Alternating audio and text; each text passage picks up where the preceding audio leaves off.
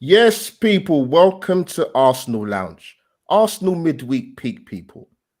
But before we get into it, let's smash the intro. Thomas, it's up for grabs now! Thomas! Magic ball from Bergkamp to Patrick Vieira! Oh, would you believe it?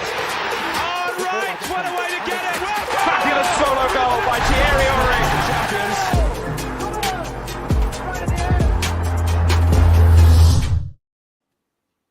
Yes, people, welcome back to the Arsenal Lounge. Now, you're probably thinking, where is Levs and Shaheen? They've not been abducted, people. They've allowed me to kindly host a show on once a week, Arsenal Midweek Peek. So I'm going to have to combine a new name for myself as well as AlbertJTV. Shalevs, I'm going to call myself, because I know these guys will be watching it back with a clipboard and pen and paper to see what I've done well and not done so well. But people, smash the like button if you haven't already for the Arsenal Lounge. On the road to 17K, just short, people. So hopefully we'll get up there sooner rather than later. As you can see, people, I've got Arsenal family to join me on my debut Arsenal Midweek Peek on Arsenal Lounge. So going to go firstly to RJ Wills, the Prince of YouTube, super sub. How you been, brother? Welcome on board. Oh, thank you for inviting me. It's great to be with you guys. Great to be on the channel for a debut, and I'm doing good. I'm doing good. I hope you're well. I hope everybody's well, and can't wait to get into it, man. I'm doing all right, mate. Happy Wednesday, the day before PSV. Well, good to get you on, man. We give a shout out to JC, because I know you would have come on tonight, but you wasn't feeling too well. Get better soon, brother. Arsenal analyze for the YouTube contingent and Twitter contingent. And secondly, the big signing of YouTube recently in the last 24 hours. G talks Arsenal of the Armory TV. G, welcome to the channel, my friend.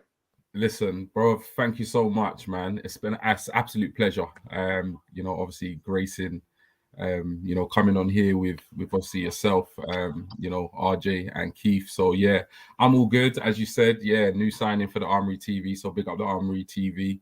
And obviously all the kind of team members and stuff. So yeah, man, I'm all good, man. I'm all blessed. No, great to get you on for the debut Arsenal Midweek Peek. It's a great name by Levs and Shaheen, man. I call Levs and Shaheen the Cagney and Lacey of football, of YouTube football.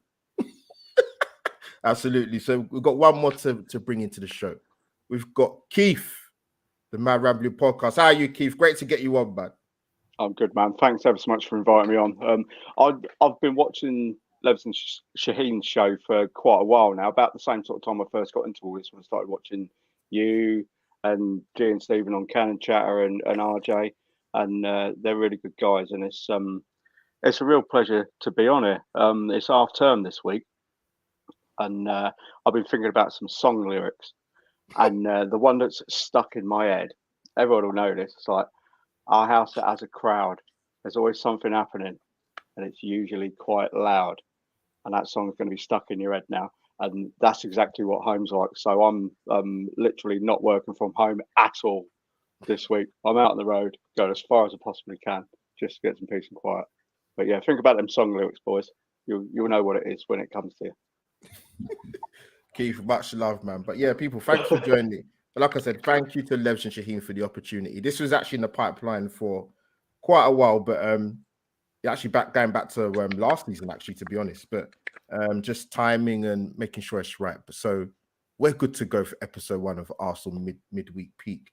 So yeah, I'm going to kick off with I think I'm going to start off with the main 2 topics, which is going to be the up and coming games with PSV Eindhoven tomorrow, and also the big Premier League game on the Sunday against Nottingham Forest. And then we'll touch on some other subjects sort of relating to Arsenal. A whole plethora of things to talk about Arsenal, because as you know, people, there's always something to talk about when it comes to Arsenal. But I'm going to kick off with G, actually. So yeah, PSV. Just kind of obviously, we're 1 point we need to get to be top of the group, because I think we're on 12 points. PSV, are on 7 points, I believe it is. Mm-hmm.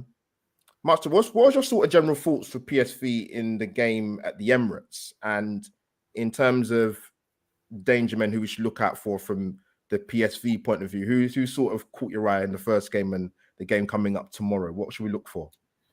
You know what it is? It was an interesting one because I was quite looking forward to playing PSV, and for several reasons. You know, there's a bit of a narrative going around that, you know, Arsenal haven't been quite tested, you know, in the Premier League and so forth, which we know is nonsense. But I mean, PSV are a decent European side. They've got some really dangerous players, notably the likes of Gakpo. So I was really looking forward to the game. I was excited. But if I've got to be honest, off the back of last week's game, I was disappointed more so in PSV than I was Arsenal. I think a lot of it was to do with the way PSV approached the game. So, in my opinion, they came to the Emirates to not lose. That was basically what they did. You know, they came and they sat back. They didn't really do much going forward. They didn't really commit players, and it was quite clear from the get-go that, you know, they were really looking to just not lose the game. I think they came, you know, with an idea and a mission to leave the Emirates, you know, with a point, if possible, and maybe try and nick it if they could. So I was a little disappointed in PSV just as an offensive unit. I think they were quite good defensively. I think when you look at the actual match itself, I mean, we were completely dominant. I think we had like 60-odd%, you know, possession in the game. I think something like 21 shots, 7 of which were on target. So we weren't at our clinical best, which is something that, you know, you could probably, you know, throw in our direction as a criticism on a number of games this season. But yeah, I think out of all the games over the last, you know, 3 or 4 games where people have said Arsenal haven't performed at a certain level and our performance levels have dropped, I don't think we did too badly against PSV. They clearly came to the Emirates to not play football. They wanted to defend and get at least a point, if not nick a win. And I think we did a pretty good job to break them down, get the goal, go ahead and actually win the game. So I was pretty happy with the performance. In terms of PSV individuals, yeah, I was excited, particularly to see Gakpo. Obviously, Gakpo is a player that we've been heavily linked with for the last couple of years. And if I'm completely honest, I was really actually disappointed with his performance. And I've been disappointed with his performance in a couple of the times that I've seen him recently. So in terms of the players that did impress me, I think the attacking midfielder Simons impressed me, or Simons. He was really good. He looked quite decent. And I always forget this guy's name. You're gonna have to help me out, guys. It's the player who was at Chelsea. He's a right winger. He came on and he gave Katie an absolute torrid time last week. Oh God, what's his name? Yes, that's it. Yeah. That's it. Yeah. See, he wasn't a player that I was particularly looking forward to seeing, but when he came on against Arsenal, I mean, he turned Kieran Tierney a couple of times inside out. So he kind of impressed. So yeah. On a whole, not impressed with PSV, not impressed with Gakpo, but yeah, the young ex-Chelsea winger was pretty decent on the night. No, good shout, G. So I'm going to come to Keith. I don't know if you watched the first game at the Emirates when we played PSV last week, and I don't know sort of what's your thoughts going in sort of tomorrow's game, and we'll touch on team lineups. I'm gonna bring that up in some stage. I'm gonna obviously get you guys' thoughts on what my thoughts may be of the team and where you might tweak it a bit. But what do you make of sort of the fixture tomorrow and obviously what you saw last week? I think he's paused, isn't No, I mean, it's frozen or you froze? Yeah, you frozen, but I can still hear you. Hello. Can you hear me? Got you, Keith. Got you back. What a time to freeze. I'm just about to get my moment of glory here. It's going to be entirely different to last week's game. I was sat there this afternoon. I was trying to remember bits about the game because I'm old and my memory's not that great, and it's like literally an entire week ago. But I agree entirely with what G said. They just parked the bus. They came to not lose the game. And all the rhetoric before was about it's 2 young attacking teams with 2 young up-and-coming managers. And I was disappointed with them as well. I was looking forward to seeing Gakpo and Simons, and they didn't really offer much. I mean, you look at both of their stats way up. I think Gakpo's 9 goals, 9 assists, and he's like already nearly reached the same figure for last season. But I didn't really see anything that impressed me hugely. It feels a little bit like we may have been off the boil a little bit the last 2 or 3 games, but we're still winning, and we did enough last week with the prolific right-footed striking of Granit Xhaka. So it's 2-2 now, isn't it? But it was a great finish. But I think tomorrow night will be entirely different. I don't know how we'll set up. Obviously, we'll touch on that a little bit later. But yeah, I expect to see an entirely different PSV tomorrow night, and it could be a slightly long night. But having said that, even if they turn us over, obviously I don't want to lose. It's not going to be the end of the world, because the 2 games we've got left should be easily winnable. But obviously we want to tie things up tomorrow night, take the pressure off. Yeah, it could be a tricky game if everything that's been said about PSV is to be believed. But it'll be entirely different to last week's game, no doubt about that. Yeah, 100%, man. Before I come to Arjun, so bring you in. Yeah, I kind of the same question to you, really, but also as well, G makes a good point because they set up so defensively. The likes of I'm looking forward to seeing Cody Gakpo. To be honest with you, what was quite funny was when he was linked in the summer to Arsenal. I saw all these Arsenal content creators making videos, getting all the stats analysis out. Then about a few days left for the transfer window, there's rumours he's going to Southampton. I was crying when I saw it. I said, where has that come from? I was like, I don't get it. But yeah, I thought it was quite funny, to be honest with you. Arsenal fans, I was thinking, whoa, what's going on? How have we got this so wrong? But listen, we live and we learn, Gooners. You live and we learn. But yeah, you makes a good point, RJ, like in terms of the way they came and set up very defensively. We saw a little bit more of Xavi Simons than we did probably Cody Gakpo. And I'm looking forward to seeing Ibrahim Sangare as well. But yeah, what did you make of sort of PSV last week? And as Keith mentions about the differences, probably tomorrow it's going to be a hotbed atmosphere. Big up Guns, Yellow Ribbons are there. I know they're there. Trevs and Hildy, Trevs and Fergus are going to be there enjoying themselves. The finer, sights of Amsterdam. I'm coming, RJ. I'd have to echo what the gents have said. I mean, I was slightly disappointed with PSV, the way they kind of came in, just played defensive. I kind of wanted to see a little bit of Gakpo. Not saying, obviously I don't want him to come and do something mad against us, of course not. Yeah. But, like you even said, the hype was there in the summer. Obviously it didn't happen for whatever reason. So just wanted to have a look, but nothing. Simmons did more. I was kind of disappointed with Sangare slightly because I thought it was a little bit more open in the midfield. So Simmons was the only one doing bits. Like G bring out Madueke, I think that's his name. When he came on, I can't lie, I started to get a little bit nervous because when you saw that pace and then he started to cut in and twist up Tierney, it was a little bit scary. But, job done with Xhaka's right foot goal. And the atmosphere going to Amsterdam, that's what I'm a little worried about because we're going to be the defending team. And, the last couple of fixtures, I think even G said it earlier, like the PSV game was probably the best one out of the 3 between Leeds and Southampton. So my question is, how are we going to set up and how are we going to play? Because we're probably going to be defending more so. They're going to be on our throats. So, yeah, I'm a little bit nervous about tomorrow. I'll be very honest. So hopefully we can get out of this game and conquer the group properly. So, yeah, that's what I have to say about that, to be honest. Sergeant, what are you saying? 4-0 to Arsenal, yeah? Oh, God. That would be something. But Arj, I'm going to stay with you, and I've touched on this sort of about 2-3 minutes ago in terms of team lineup. I did this yesterday, people. So obviously, bear in mind that there has been some talk of people that probably missed training today. So just bear with me. But I'm going to got a little mock up here, Arj. I'm going to come to you, and I'm going to come to Keith afterwards. This is who I think will play tomorrow, possibly. Obviously, Turner in goal. I think Tomiyasu will start. Holding Gabriel centre halves. I do think Tierney will play left back because he came on for not many minutes the other day. Lokonga, Xhaka in the middle. Vieira just playing off Eddie. I think Martinelli will start.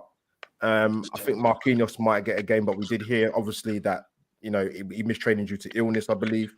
and I think Eddie will get his berth up front. RJ, would you go along similarly with that team, or there probably might be a couple of tweaks you might look at that? What are you saying? I probably would go with it. I might actually take out Marquinhos and start Nelson, if I'm honest, as he's already got the experience playing in Amsterdam, or like last season, playing in Holland for Feyenoord. So that could be a factor. I'm not sure. You know, Tomiyasu. No, I think that's pretty. I think that's pretty fair, to be honest with you. Just one change, probably Marquinhos. I'll be interested to see Eddie get out there and, you know, show his stuff, because maybe he was a little bit more disappointed he didn't come off the bench and create much of an impact he did against Southampton. And I think we need to really start wrapping these players in cotton wool, because, you know, like I echoed in the last point, I think the last few games we've been ropey, you know. So we need to keep Gabriel fresh and fit, as well as Saka, you know, because, you know, even remember last season we were talking about, a lot of people were talking about, you know, we need to kind of protect Saka, hopefully we won't run him in the ground, etc., etc. Now there's people there like Nelson and Marquinhos. This is an opportunity, and obviously we only need a point from this game, so that's probably the best thing. So yeah, that lineup, I have no real issues with it, other than just maybe starting Nelson. Yeah, no, what said RJ? Keith, coming to you. I've seen a few team lineups from some Arsenal fans in the last sort of few hours. Some people had Tomiyasu starting at left back. Some people had Reece Nelson starting in. I was kind of thinking he won't start Saka and Martinelli. He probably will start both of them tomorrow night. I'll tell you, who knows, but he won't start both of them. One of them will start. So I went with Martinelli. Because I don't think Saka should play every single game, as much as I love him and Niger boy, Star boy, whatever you want to call him, right? But Keith, what are you saying in terms of that team lineup? Is that something similar you'd have, or would you make a couple of tweaks?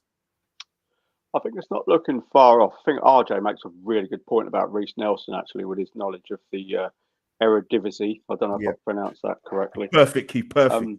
Thanks. The only thing I've been thinking about, and I've noticed he's done this, I can't remember what game it was, but when he went to the three central defenders, effectively a 3-5-2 or a 5-3-2. I don't know if that might be something he might dabble with tomorrow.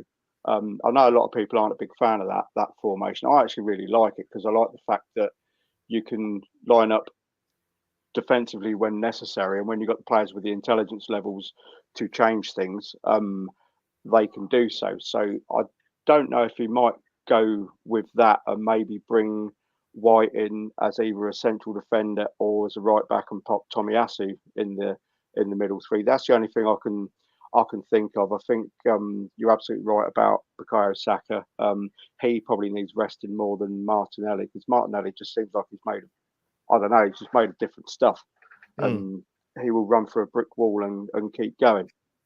Whereas Saka, I think, is probably a little bit, not saying he's fragile, because the amount of punishment that kid takes week in, week out. But do you really want to put him in for a game like this? Maybe bring him on if required. Same with Gabriel Jesus. But if he doesn't go with a 3 or a 5 at the back, I think, with the exception of Reece Nelson, I think that's pretty much what we'll get tomorrow. Turner will be in. Eddie will probably start up top. I think he called it pretty well. I made a point of not looking at Twitter and all the other lineups, because it just my head will go. But I'm quite happy with that. If that's what he puts out, what you've got on the screen there, more than happy with that. It's interesting, Keith, because if I come to you, even just talking about Premier League lineups, I think it's a good thing personally, despite the thinness of the squad, should I say. There's more of a consistent starting 11, as you would have noticed a certain pattern, particularly even in the Europa League games, and also obviously in the Premier League games. But any thoughts on who your team lineup might have been, or what you've seen floating around? And Zinchenko obviously is mistraining as well today, as well as Marquinhos. So, what's your thoughts, my friend? Yeah, I think you pretty much nailed it.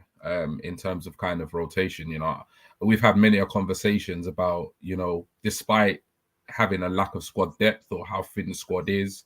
Arteta has to manage the squad. He has to rotate.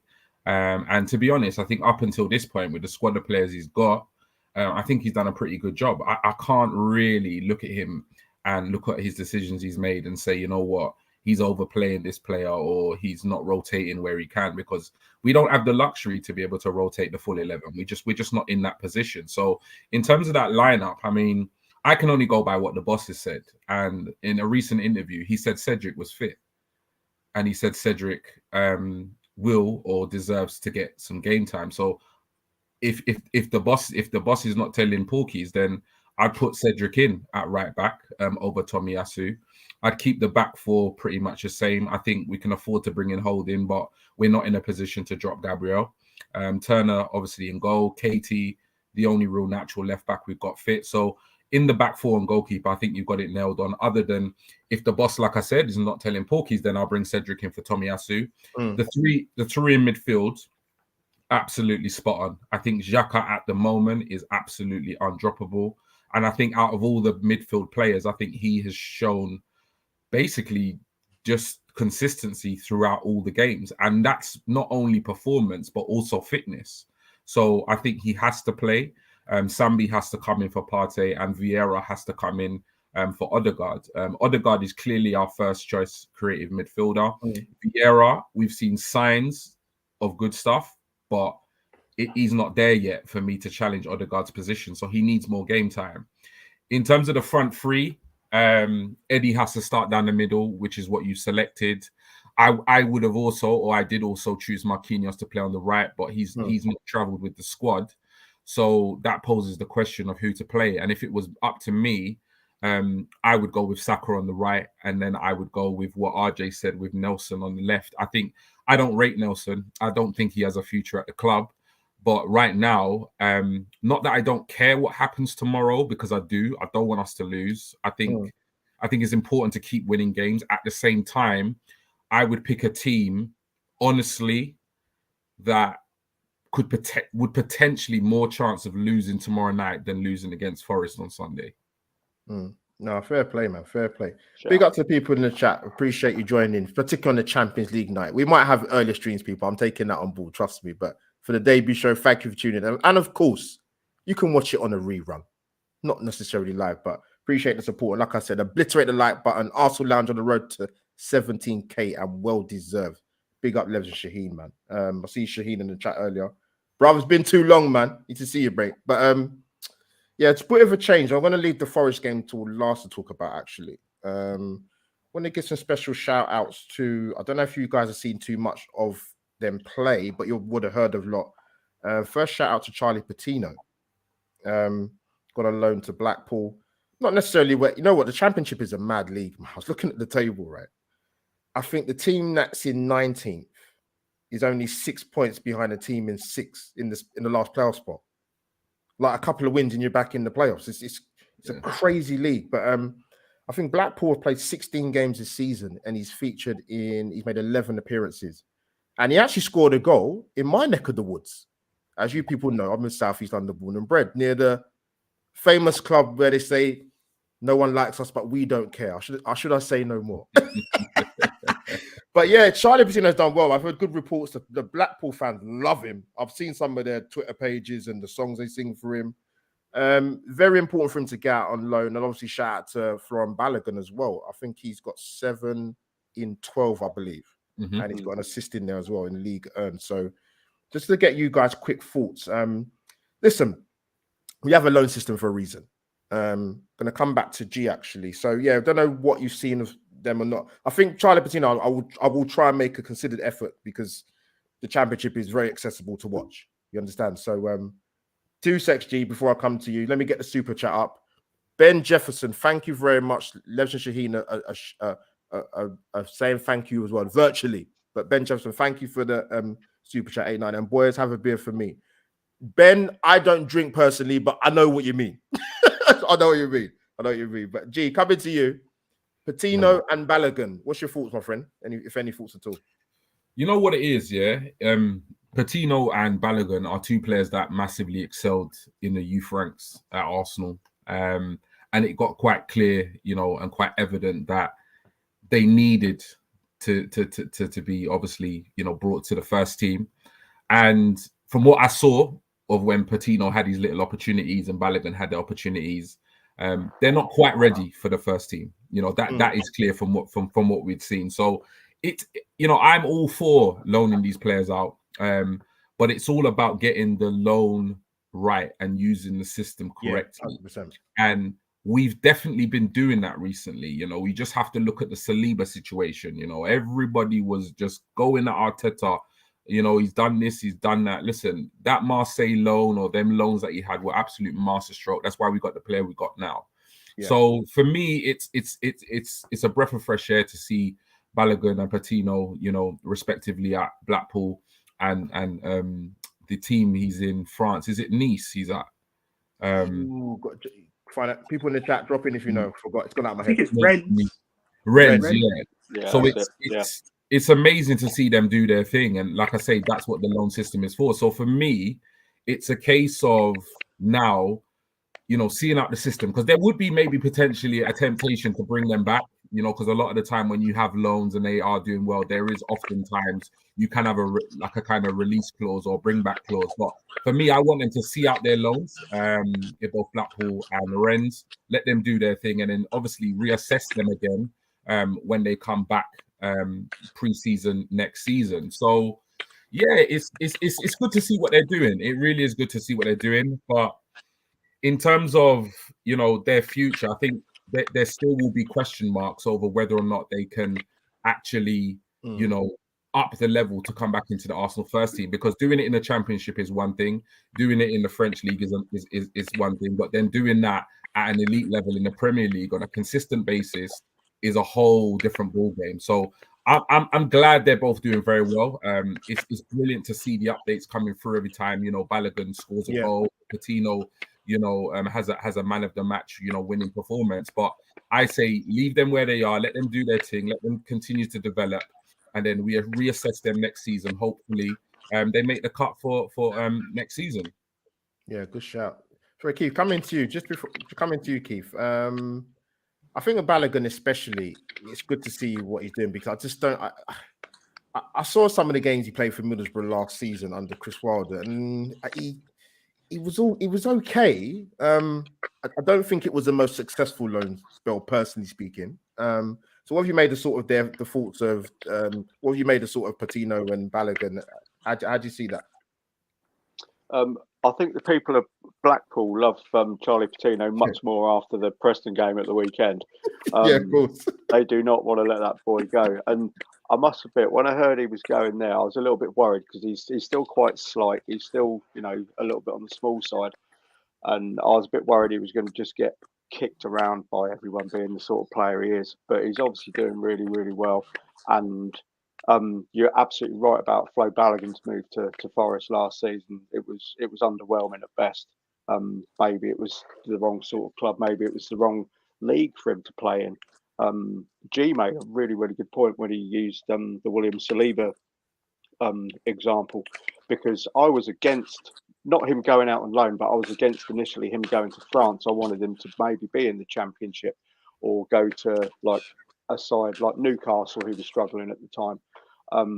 But that worked exceptionally well, and it's obviously working exceptionally well for Balogun this season. So maybe how well it went for Saliba has opened a door up to Ligue 1.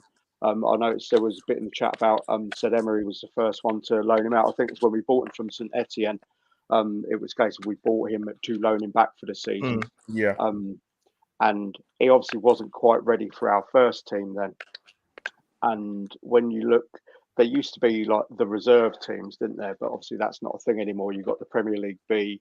And so basically you got these lads who are playing against their peers, and people like Balogun and Charlie Patino were clearly so far ahead of everybody else. They weren't learning anything else. Like Balogun shattered the goal scoring record.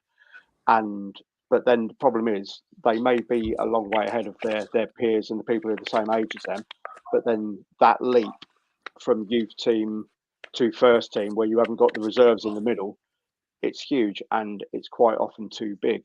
But I think it's going really, really well, and I'm probably more excited to see what version of Flo Balogun comes back than I am Yeah. Charlie Patino, to be honest, because I think he's got the potential. He could be. He reminds me very much of Nicholas Anelka, the way he plays.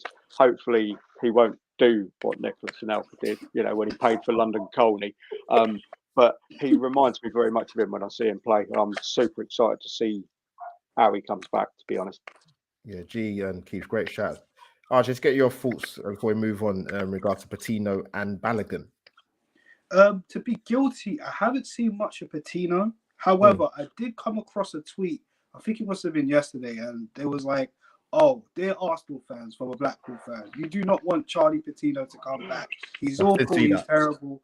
Yeah, I'm just thinking, he must be doing something good to get a tweet like that.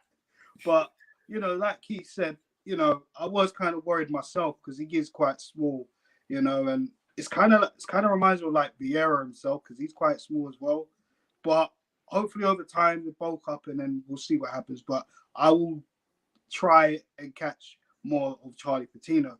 However, with Balogun though, every time I see this guy, he's scoring goals and it's looking very, very promising. And it's funny because I remember last season there were a lot of people calling for Balogun to start or even get ahead of Eddie because a lot of people were not feeling Eddie. Yeah. And even if you go back to what G said about the loan system as well, because Eddie went out on loan to Leeds, that didn't work out very well for him. I didn't even think he got a proper loan. And not really. The craziest thing about it is I felt what we should have done. We should have kept him back out on loan, but we ended up bringing him back out. And I think maybe that might have hindered his development. Maybe. That's just an opinion. But with Balogun, if he keeps this up, and look, we all want competition in this team. We've been screaming that for years. So if he comes back at the end of this season, next season, sorry, and what's it gonna say for Eddie?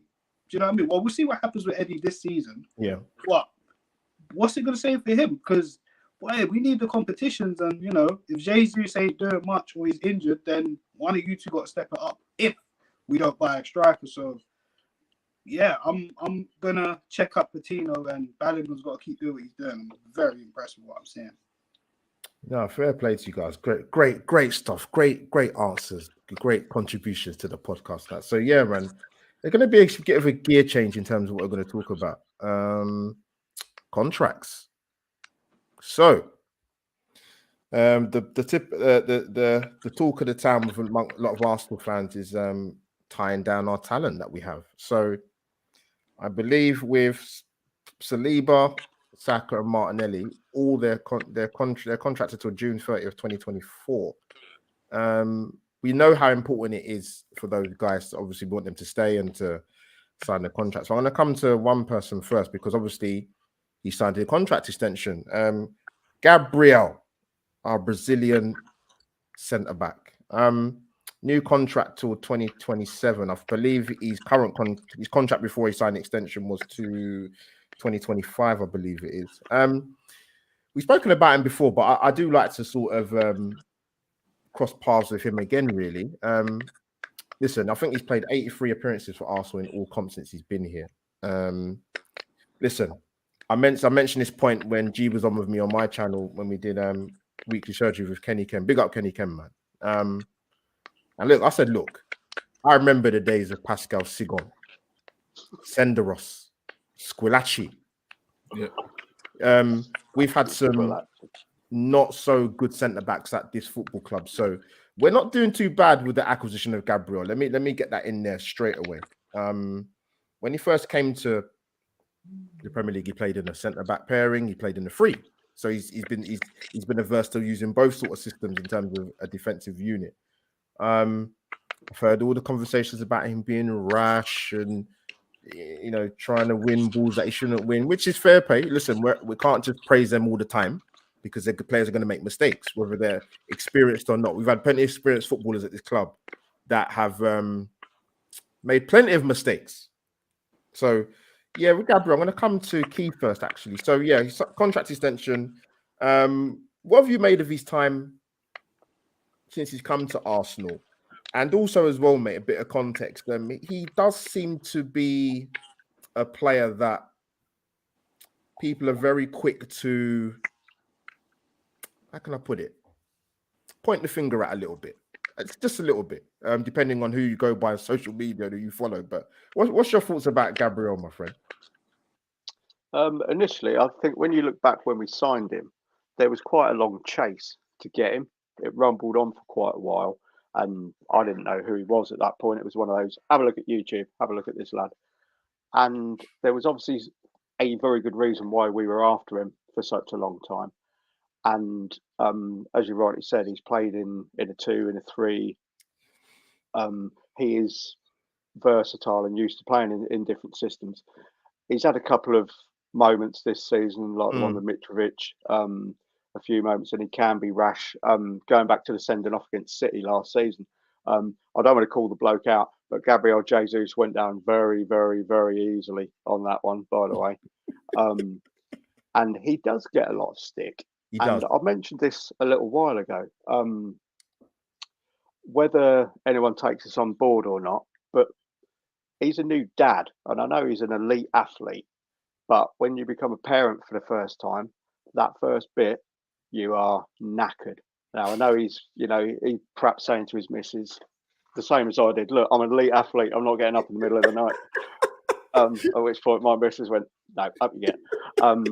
So that could have a real impact. I don't know. I don't know the guy. I don't know what his routine is, but there are things like that. It's a life-changing event. So that could, I think he's perhaps not been as good the first 11 games of this season as he was last season.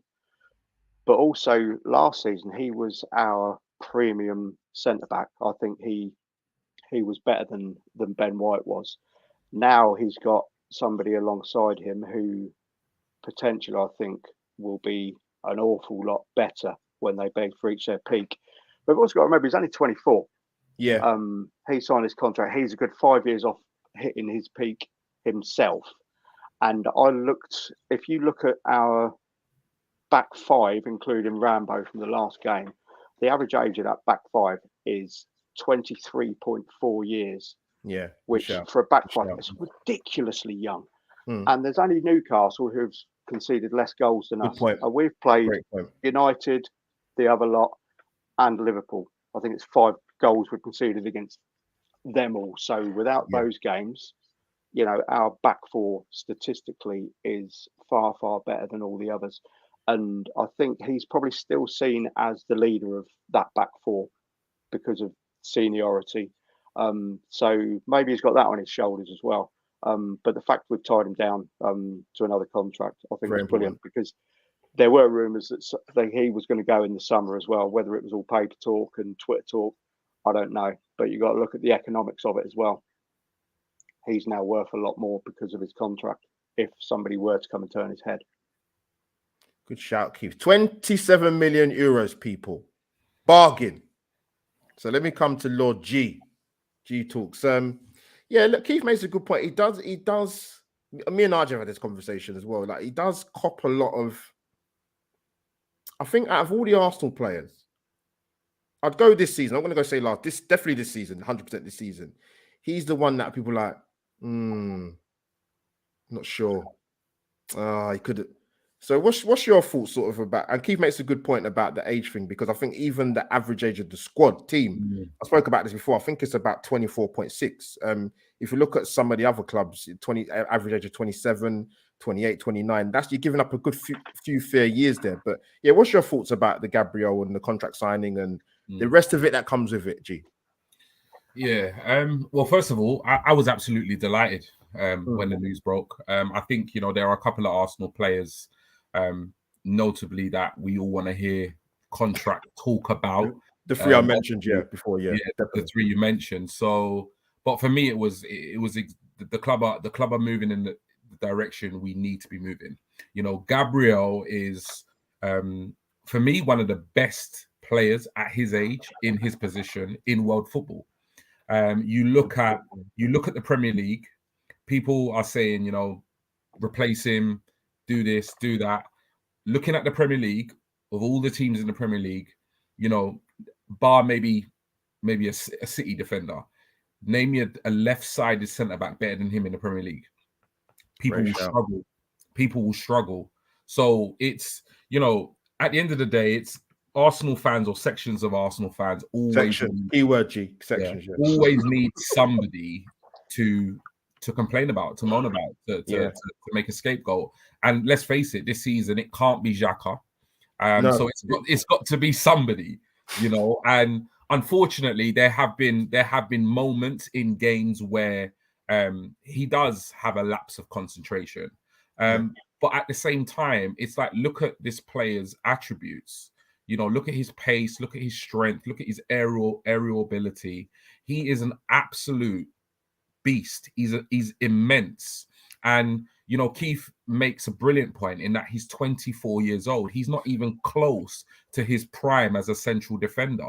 You look at the likes of Thiago Silva. He's playing 36, 37, 38 years old. Still classed as an elite centre-back. So Gabriel is an absolute baby in terms of like centre-backs, So I just think, football fans, we are fickle, a lot of us. And, anytime there is a dip in performance, whether it's the team or whether it's the result or whatever, we will look for, an excuse. We will look for a scapegoat. The scrutiny is mad, really mad. Something to just try and point the finger at. But you know what?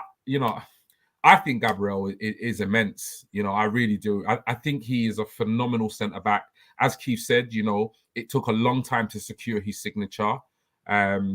He's now at the club. We've now secured him for the next 5 years. There was interest in the summer, and this is what annoys me at times with our fan base. The same fans that were begging and pleading for Gabriel to not leave and go to the likes of Juventus in the summer are now the same fans that are saying, potentially he's not good enough. Do you know what I mean? He's young. I think it's only his third season in the Premier League. He's 24 years old. He's having to come to England and learn a whole new culture, a whole new style of play. And it will take time. I think he's adapted phenomenally well. So it's just a case of him now ignoring the critics, focusing on his football, and just obviously, getting better and better and just developing. And at the end of the day, we can all have opinions on players, but look, Arteta is the man in charge, and Arteta is the one that secured his contract and his future for the next 5 years. So, I'm thrilled with Gabriel. Don't get me wrong, there have been times when I've looked at him and I have been a bit concerned, but players are going to make mistakes. Anybody who's played ball at any level, whether it be playground or semi-pro or pro, realizes that professionals, they are human, and they will make mistakes, particularly a young centre-back. And I think Kenny Ken made a great point. The football's changed. Who fit into the stand is no longer the style of play. Gabriel is a young centre-back, still learning how to defend, but he's also having to play out from the back and start attacks. And that is always going to, there is no coincidence that there are a lot more defensive mistakes amongst centre-backs now 100%. Than there ever was, 10, 15, 20 years ago. And that's because they're encouraged to be good on the ball. So, give the guy a break, man. He's an exceptionally gifted young centre-back. Gee, that's the thing. You're right. You made a great point when Kenny can raise that about football's changed immeasurably. Like the goalkeepers have to start attacks now. Didn't happen. Keith, you'll vouch for me. I don't remember the days when Peter Shilton used to start the attacks from when he was in goal. Didn't happen. He just got it out of his hands and launched it. That was it. Yeah, it's true. It's such a go on, Keith. Sorry, mate. Go on. No, that was it really. At a push, they'd throw it out wide, but you never ever saw a goalkeeper pass into a centre back, actually passing like a normal footballer would do. No, it's ridiculous how much has changed when you look back, and that's looking at maybe the 1980s. All right, 40 years ago now, but even up to the 2000s, keepers didn't play the ball out. No. It was launch it long and get it out wide. Yeah, and there was very few centre backs. I remember. God, I'm going to bring out some old name people like who was very comfortable in the ball. Keith, you might remember Mark Wright, ex-Derby, ex-Liverpool. Ronald Koeman was a boss Matthias Sammer, Germany. I'm talking about this. This is like isolated players talking about who could probably play in this era now at their prime because they were that good. You understand? But RJ, coming to you, what's your thoughts? We've had many chats about Gabriel, man. But I know deep down you're happy about the contract extension because his current deal was running to, I think it was September 2025, I think. But yeah, another 2 more years. But yeah, what's your thoughts, my friend, man? Well, I am happy with it. And I've spoke to you multiple times. I've said, the problem with Gabriel at times, he can be a bit rash. He can think a lot over the time. But at the same time, I think he's honest and he does apologize. And, we've, as Arsenal fans, have always said this probably in the last couple of years before, before even Arteta came in. Oh, they're all making mistakes. Some of them need to come out and apologize. Like, he's very honest and open, and he even gets at his critics as well, which is good, And I remember it was the Fulham game where he messed up with the Mitrovic goal, and then he ends up. What does he do at the end of the game? I just feel like, and even me, sometimes we lose our heads. I've never really said, "Oh, bin him off," and never really been that. I've always just said I think he needs to calm down, or maybe just. I don't know. Maybe Arteta needs to think about, if he makes a couple of mistakes, maybe I have to pull him aside and talk to him and just be like, what's going on, etc., etc. But neither way, and another point that was made as well, you guys bring up as well, what Kenny Ken said, he's young. So there is going to be that. And the way modern football is played, there are more risks, Yeah. So it's one of them things where you kind of need to step back and take in perspective. I had to do that myself and thought, no, I actually like Gabriel. Yes, he makes mistakes at times, but he's still a very competent centre-back. And another thing, we all need to remember as well, since he's come in, how many centre-back partnerships has he had? He's had David Luiz one season. He's had Ben White the other season. Yeah. He's had Rob Holding at times. And then now he's with Saliba. So it's all about learning the other person's game also. So that's another thing we need to comprehend. But this back line is going to be with us for a very, very long time. Hopefully, Saliba too. So, this is something we all need to be patient with and just keep going. So overall, I'm happy with it. You make a good shout, Ryan. And in terms of not just Gabriel, the defensive unit, I've mentioned this before. I mentioned it last season. Like, give them a season to play together. Build the relationships, find out the strengths and weaknesses. You've got a goalkeeper in Aaron Rambo Ramsdale, who we love. You know what? You've got the nucleus of a back five that Arsenal fans can depend on. Because if you can tell me you've been able to say that sentence in the last 10 years, then you'd be living in cloud cuckoo land. Because we haven't had defenders capable or good enough. One thing, Gabriel, which a lot of people don't seem to highlight enough, he does start a lot. He does start attacks from his vantage point at the back. He also was a leading goal scoring centre back last season in the Premier League. That shouldn't be forgotten. Defensively, we are more sound. What I was impressed with Arsenal, sort of going off in a tangent, but I'll finish up and we'll move to the next thing. Is what's her name? Who do we play again? Southampton peppered us aerially, throw-ins, corners. We dealt with them on every single occasion. Saliba, White, Gabriel, Tomiyasu's brilliant aerially. So that's one thing. As a defensive unit, we've become a lot better, and it will get better, Arsenal fans. Trust me. So stick with it, man. Trust me. But big up to all you guys, man. Like I said, people in the chat, thank you for tuning on this Champions League night. We'll be back there soon, Arsenal fans. Don't you worry about it, man. Trust me. But yeah, sort of. Before I come to the Forest game, just a small little rumor that's been circulating around. I did see it on. Let me get this right. The calciummercato.com Italian transfer news rumor publication. Thank you, Keith. Thank you. This guy's name keeps coming up so many times, man. Not just Arsenal, but SMS. Milokovic Savic, 27 years old, Lazio. It feels like he's been there forever. You know what it is? I'll come to G, actually. He's one of them players. He gets linked a lot, but never seems to leave the club. I mean, the only player I can think of off the top of my head where he's in the Premier League now, but he was linked. Oh, everybody wanted Koulibaly. Everybody wanted Kalidou Koulibaly. Oh my God, he's amazing. We only just got him in the league now. Yeah. So, is this just a smoke screen with the media and the Arsenal fans, or is there any truth in it? Because we do need midfielders, by the way. But yeah. I don't personally see it happening. I know there's a lot of Arsenal fans that would definitely want this guy at Arsenal. Trust me. What's your quick thoughts about it? 100%. If this guy is available, then we sign him. If there's an Arsenal fan in the land that wouldn't want him at the club, I'd be absolutely gobsmacked. Yes, in terms of the midfield, we seem to be coping at the moment, but just remember, we are an injury or 2 injuries away from an absolute disaster. Exactly. Right now, Xhaka is doing the business. Absolutely love his form, his consistency, his performances. Partey, we need to just wrap in cotton wool and play him once a week, pops, because we need him to stay fit. But yeah, he's an exceptional player. You just have to look at his performances in Serie A for Napoli. You have to look at his stats season on season. They are absolutely phenomenal. The issue I have is I don't trust the Italian media very much. No, they're dreadful at all. So I am. He is a player that I'm very excited about the prospect of potentially joining Arsenal. But until I see a Ornstein or a Fabrizio tweet anything like this, then I'm literally just not going to pay it any attention. But in terms of him coming to Arsenal, he's an absolutely phenomenal player. He would. I wouldn't necessarily say he would walk into the team, because he wouldn't.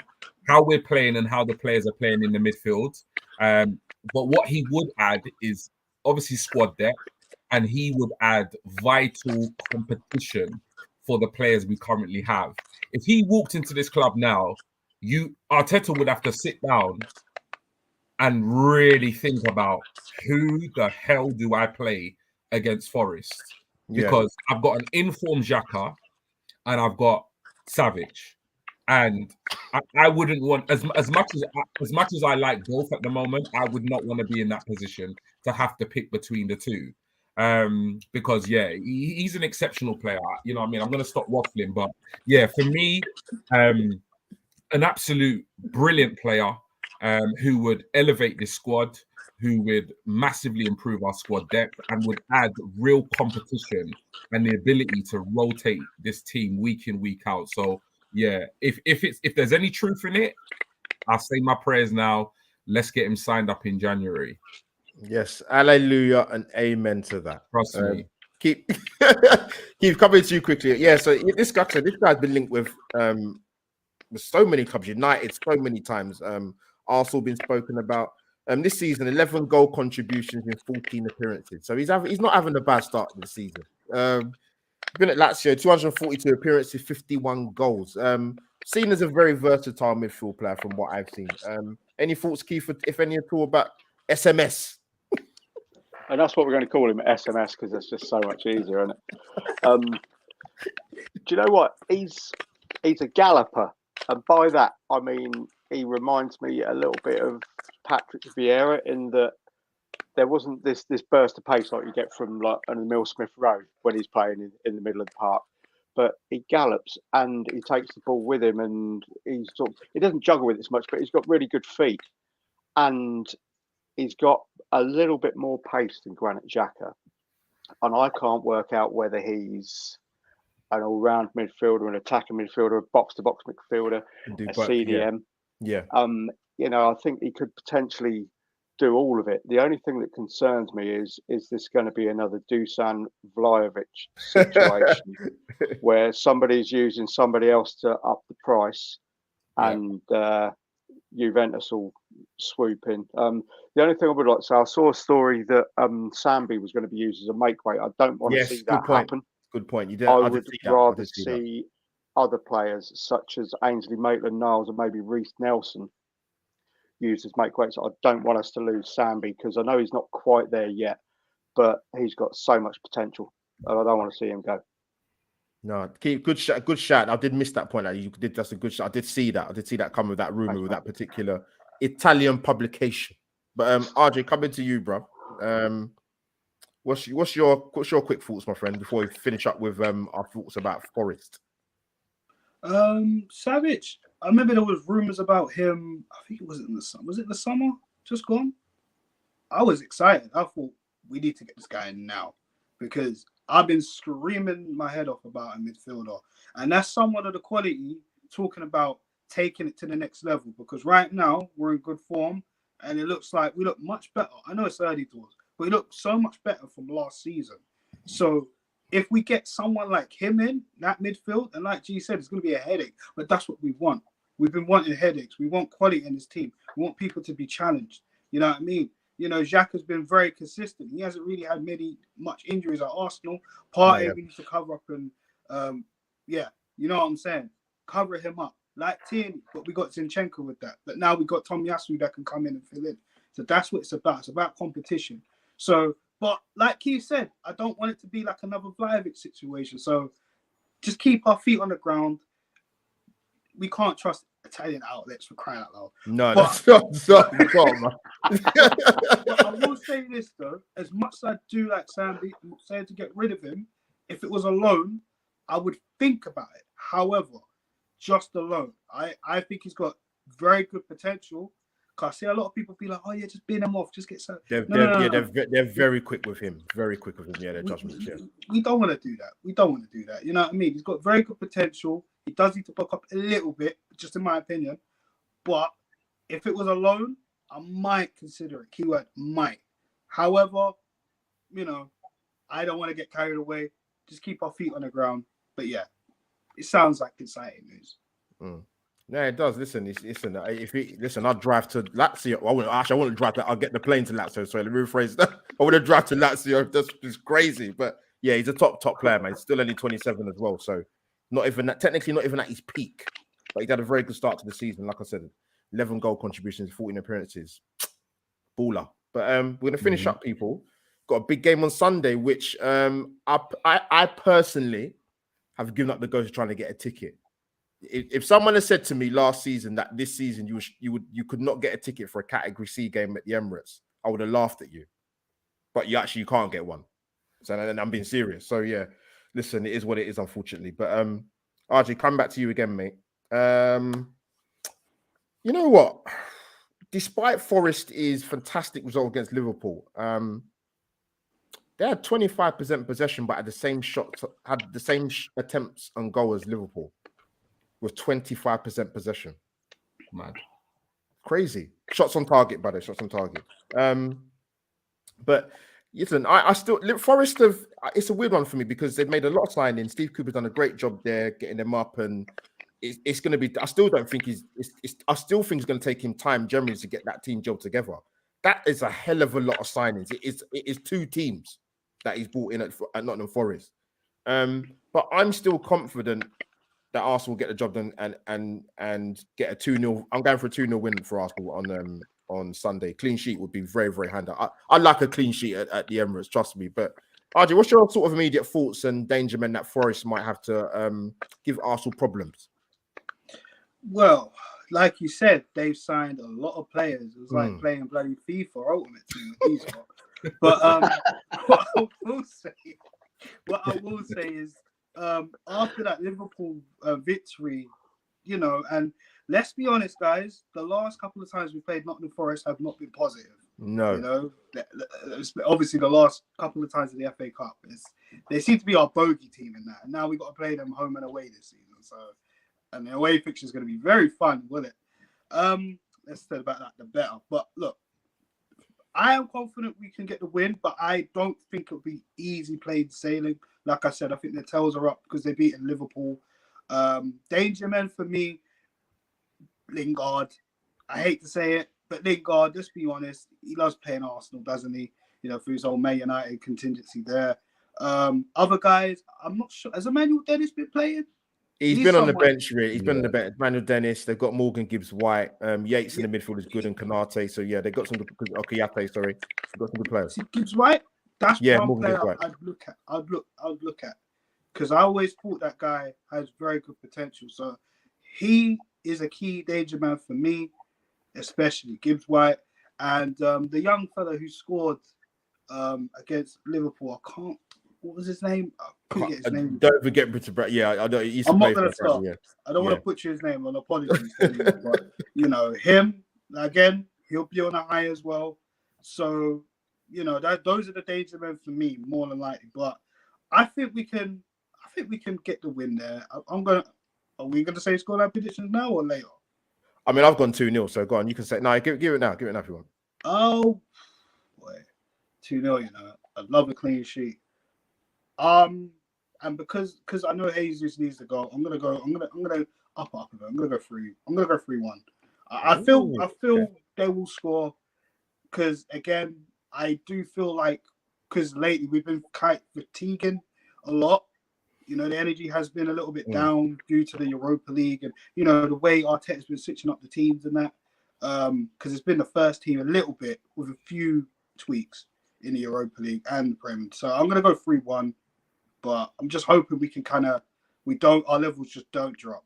Just don't drop. But we're at home, innit? The fans will give them the energy that they need. So I'm going 3-1. No, big up RJ. Well said, man. Yeah. 2-0, 3-1. Gonna come to G, man. What's your thoughts about the game on Sunday? Hopefully there was no injuries going into it. Another good player for us have got is Brennan Johnson. I'm not sure he probably might start on Sunday. But yeah, what's your thoughts, my friend? And scoreline? Listen, in terms of this game, if we turn up and we perform, we win the game. That's basically it for me. I think when you look at all our games this season, really and truly, we've been the dominant side. We've been the team that deserved to win. I think bar the Leeds game, that was probably the only game out of all the games we've played in both the league and Europe this season where we have not been. I could comfortably say we have not been the better side. Even in the defeat to United, we deserved the 3 points. So I'm very confident in terms of the fact that if we turn up and we play our football at home against this Forest side, for me, that have been pretty poor. I think, the amount of signings they've made, I think it's shown in terms of the way they're played. They look disjointed. And if you actually look at the result against Liverpool, it was mainly to do with the fact of what Liverpool didn't do, why Forest got the win. Had Liverpool made the most of their possession and the chances they had, they would have absolutely battered Forest.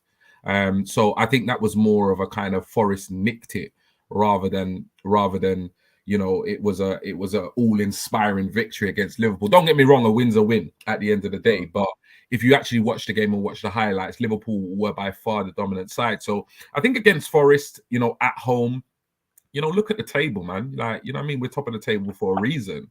We've been dominant. We've played really good football. My only concern is not necessarily creating chances. It's just making sure finishing them. Yeah, we put them away and we kill the game. That's my only concern. But I mean, if we turn up and we perform the way we ought to and the way we have been on a consistent basis this season so far, then we win that game comfortably for me. So I'm keen to see Jesus get a goal because already he's getting some criticism and some stick, which we knew was going to come as soon as he went a couple of games without a goal. So yeah, I'm backing Jesus to get back on the score sheet. And you know what? I'm feeling really confident. I'm going to go 4-0 Arsenal. God, yo, you've been ill, mate. Yes, I mean, I'm going down the bookies tomorrow. Let alone not wait until Saturday. That's it. I mean, why should we be afraid, man? We're top of the league. I've gone for a clean sheet. Yeah, I've gone for we're gonna take them apart on Sunday. I've gone for a conservative, not the political party people. By the way, just let me get that in there.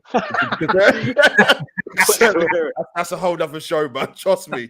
This is not question time part 2. I am not conservatives, I am not Fiona Bruce. Trust me. Keith, to close us out, mate. What's your thoughts about the game on Sunday against Forest? I think going back to what G was saying just now about Gabriel Jesus, like he has been getting some stick. And the thing that concerns me about that is like he looks like he's lost a bit of confidence in front of goal. There was one chance against Southampton when he's cut inside on his right, and a couple of weeks ago he would have just dug it from there, but then he went back on his left. It's almost like he's overthinking a little bit because his confidence has gone a little bit.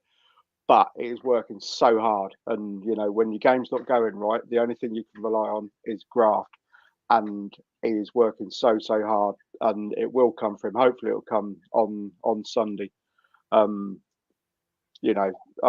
we've got no reason to think that we won't win this as long as we turn up. And I'm going to go in between all of you, and I'm going to go 3-0. I do think Gabriel Jesus will score. Jesse Lingard bothers me because he always, like, when he's away from Man United, he plays well. Like when he was at West Ham, I'm very surprised he didn't join them actually. Good spell, yeah. And he always does well against us. And I don't know why I don't like him. It might be the old goal celebration that he does. I can't work out why I don't like him. Maybe it's Man United thing, but I don't like him. I don't want him to play well. Bren Johnson, I think he's definitely one to watch. Good player. Young player of the year in the Championship last year. Good shout. I think something like 18 goals and 10 assists as a very young man. Yeah. But his dad was a player. I Yes, didn't David realise Johnson. this. Yes. David Johnson. I looked at him, I was like, I remember him because he was and Forest. Yeah. And I think he's got a couple of goals so far. So I think he might be one to watch. But there's no reason to suggest that we won't turn this lot over. I'm just pleased we're playing them at home. Yeah. And not at their place, because their away form's absolutely shocking. Yeah. No, good shouts. Good shout. People, Arsenal Loungers in the chat. Keep dropping your score lines. Drop it in the comments when the show is done. Thank you for your interaction. Arsenal, please get the result, not just tomorrow, but for Sunday as well, because that's the day before Halloween. We do not want any nightmares happening at the Emirates. Trust me. But yeah, big up to the people in the chat for Arsenal Midweek Peek with your new host, AlbertJTV, people. I've got an amazing panel here with me. Thank you for joining me for the first show. People in the chat, get your virtual waves in goodbye, because we're going to be gone for now, but we'll be back for another time. Right, RJ Wills, Ryan Williams, AFC. Tell the people where they can find you, my friend. Well, first of all, thank you for inviting me on. It's great to be with you again, Albert. G, it's great to be with you. Keith, we got to catch up, buddy. Definitely. It's great to be on this podcast you with too, you, man. And again, thanks for bringing me on here, man. And guys, you can find me on Twitter at RJ Wills, and I will be making content very soon, I promise you, on Ryan Williams AFC. Hit that subscribe button on the channel, guys. Yeah. Thanks again. No. Don't wait too long, RJ, because you know, don't wait too long, mate. Get going. Get back on the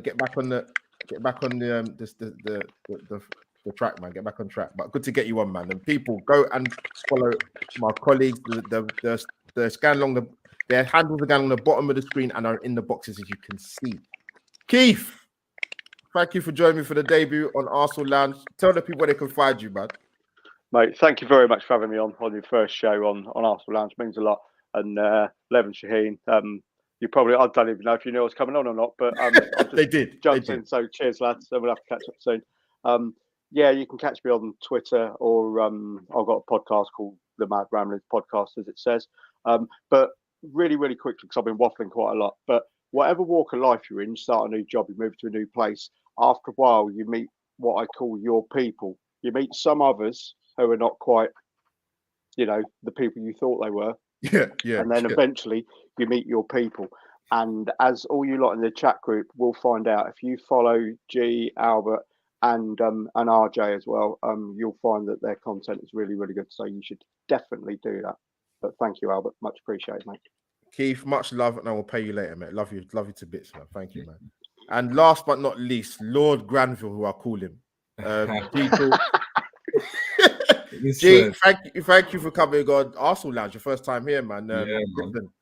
You'll meet the bosses soon, man. Lev and Shaheen, man. Top guys, man. Like I said, call him the Cagney and Lacey of the YouTube football world, man. But yeah, G, tell the people where they can find you, man. No, definitely. First of all, though, listen, if you're looking for a new handle, hit up my boy Albert, because obviously I'm G Talks Arsenal. He's got Ramsgate Rude Boy. He's got Lord Granville. He's got the recent one this week was G Talks Haaland, because obviously I'm the new signing for the Army TV. So yeah, listen, if you want a nickname or a slogan or any new handles, hit up my boy Albert. He will sort you out. Okay, but yeah, no, you know what? Absolute pleasure, Albert. Like I said, man, I think I can only say thank you, like from the bottom of my heart. In that, you've been doing this YouTube game longer than all of us. But what I appreciate so much about you is doors open up for you and you bring people right in with you, and you give them opportunities, and you give them platforms to showcase, you know, their opinions, their skills, and their talent. So a massive thank you from me, brother from another mother. I absolutely appreciate it. It's a pleasure as always to obviously be on a stream with RJ. And yeah, me and Keith. Do you know what I mean? As long as I've been doing YouTube, I feel like I've known Keith as well, and we had the pleasure of meeting on the last game of the season last season. Yeah, so it was epic. So it was absolutely epic. So yeah, just a massive thank you from me, Albert. Obviously, if you want to follow me, the best place to find me is on Twitter, and that is at GTalksArsenal. And obviously, I have joined a new channel this week, which is the Armory TV. So please do look us up on YouTube, look us up on Twitter, and please do subscribe if you want to hear more from G Talks, Ramsgate Rude Boy, Lord Granville, whatever you want to be, I'll bring it, man. No, blessings. You guys have been an amazing panelists, man. So we've been doing this a while now. Chemistry is very important when you do YouTube. 100%. That's why I love Shaheen's and Lev's fantastic partnership. And yeah, as your host, AlbertJTV, people, you would have seen me on Arsenal Lounge before, but this is in a new capacity, should I say? But people, like I said, go Arsenal community, footballing community, go and subscribe to all our channels and follow us on our Twitter handles, go along the bottom of the screen and in the boxes as you can see it. Much love to Shaheen and Levs. I'm starving, but we've got an important game of football tomorrow and on the Sunday as well. It continues, people. So yeah, hopefully I'll do some shows at a little bit of an earlier time because I want it to conflict with Champions League. It's difficult, but the first show we've got it out of the way. So people, thank you for your support, people in the chat. If you missed the show, people, hopefully you'll enjoy it when you watch it back. But this is Arsenal Lounge. Over and out, people. See you soon, people. Come on, you Gunners.